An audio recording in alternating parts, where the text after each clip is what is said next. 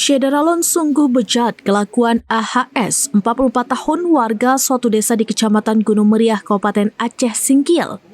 Sebagai Pak D yang mestinya melindungi keponakan perempuannya yang masih berusia 15 tahun, justru malah melakukan pelecehan seksual.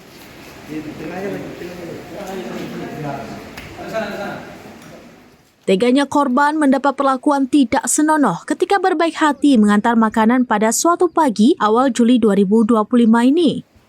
Peristiwa tersebut diungkap Polres Aceh Singkil setelah mendapat laporan dari orang tua korban.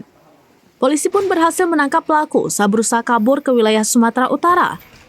Saat ini tersangka mendekam di tahan Mapolres Aceh Singkil dengan ancaman hukuman 200 bulan penjara.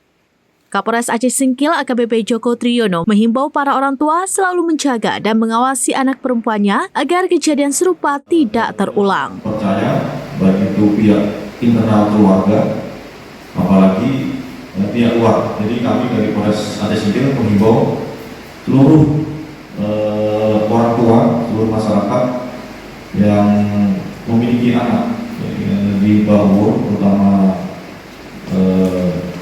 perempuan, untuk selalu menjaga anak-anaknya, diawasi kegiatannya dari pagi sekolah, pulang sekolah sampai malam harus diawasi. Ini untuk menjaga agar anak-anak tidak menjadi korban. Dari Aceh Singkil, Dede Rosadi, serampinews.com.